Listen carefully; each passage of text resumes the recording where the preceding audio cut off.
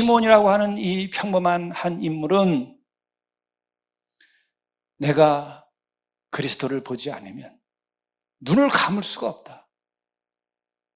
그런 마음을 하나님께서 그에게 주신 거예요. 여러분, 경외라고 하는 것을 생에 태어나서 내가 경험하게 된다고 한다면 그는 더 이상의 경험이 없어요.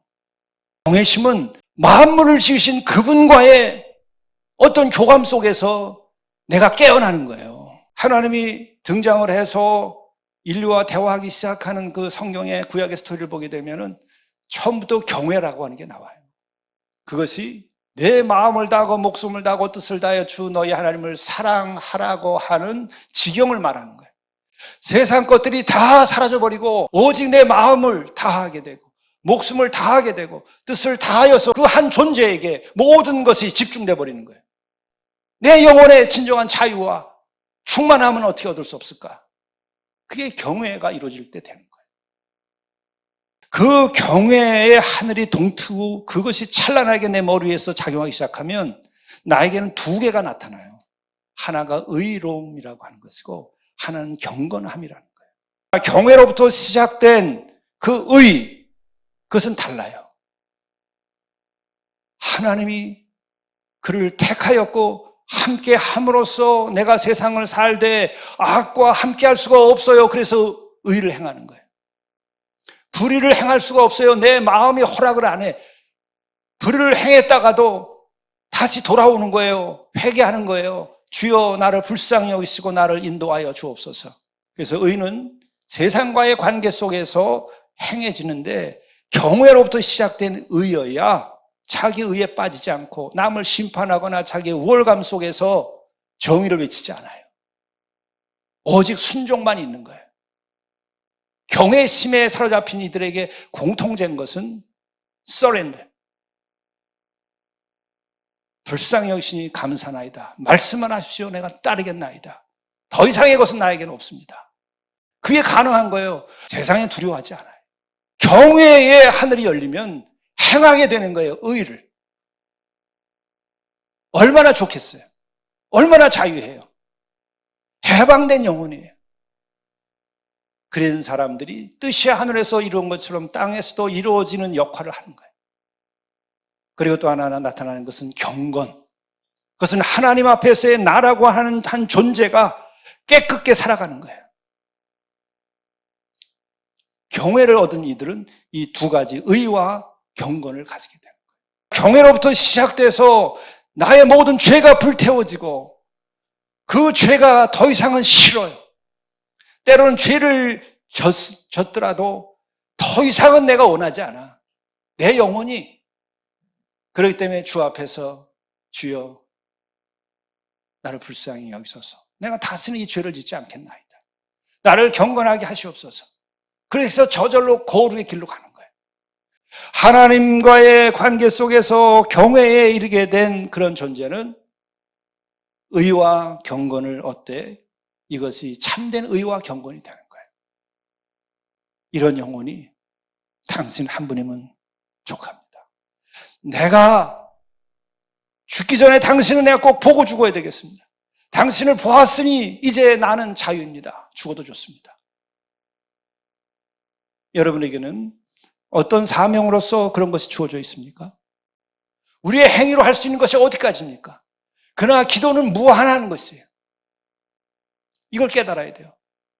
행위와 기도는 비교될 수 있는 대상이 아니에요.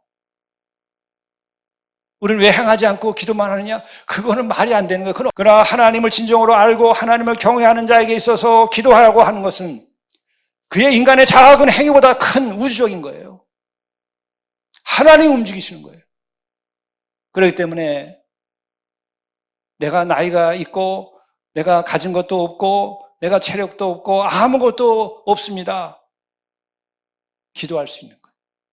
중요한 것은 내가 그 기도할 수 있는 그것을 가능케 하는 하나님과의 만남, 하나님을 경외하는 그 새 하늘이 나에게 열리게 되면 그래서 내가 이 자식을 위해서 아니면 이 나라를 위해서 그 무엇인가를 위하여 나는 기도하리라.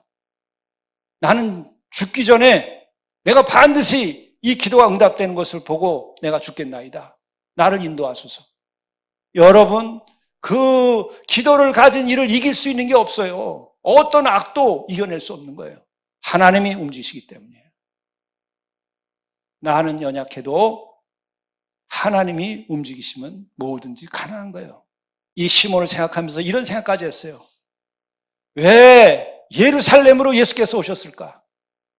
시몬이라고 한 영혼이, 헤롯은 예수가 오시기를 원치 아니했어요. 잡아 죽이려고 그랬어요. 그 백성들의 다수 제사장들과 바리새인들도 원치 않았어요. 그 당시에 지성인들도 원치 않았어요. 권력자도 원치 않았어요. 그러나 이름 없는 한 시몬이라고 하는 영혼이 하나님을 경외하며 의롭고 경건하여서 그 예루살렘에서 내가 당신을 보지 아니하면 죽을 수 없나이다. 그 영혼이 있어서 오신 것이 아니겠나. 진정한 하나님과의 경외감 속에서 내가 살아가고 있다고 한다면 이스라엘을 바라보면서 불쌍한 거예요. 이 이스라엘이라고 하는 이 국가가, 이 하나님이 택한 백성들이 이렇게 부패하고 타락하고 절망한 가운데 있을 수 있겠는가? 그 이스라엘의 위로를 기다렸다는 거예요. 교회나 혹은 이 민족의 위로를 구할 정도까지 되면 그런 사람, 늘 말씀드리는 게 10사람만 있으면 이 나라 멸망하지 않아요. 소돔과 고모라 생각하세요. 그렇게 타락했어도 심판하고 싶지 않았던 하나님이에요. 10명만 있어도 내가 심판하지 않으리라. 이 민족 가운데에 몇몇 목사라도 몇몇 장로라도 아니면 이름 없는 시몬과 같은 그 누군가 성도가 이런 마음으로 이 민족의 위로를 기다리고 그리고 성령의 인도하신 가운데 충만하게 있다고 한다면 구원이 임하는 거예요.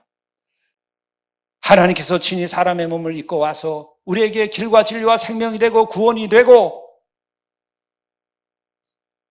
부활하심으로써 영원한 생명이 있다고 하는 것을 보여주시는 그것이 이스라엘의 위로가 되고 그것은 오늘 우리에게 위로가 되고 인류의 위로가 되는 거예요. 인류의 위로, 그것은 죄와 사망, 그것에서 해방되었음을 보여주시는 것이 참된 위로예요. 그런 은혜가 여러분에게 임하고 또 그런 위로를 선포하는 우리 교회가 될 수 있길 바라고 증거하는 여러분이 되시기를 바랍니다.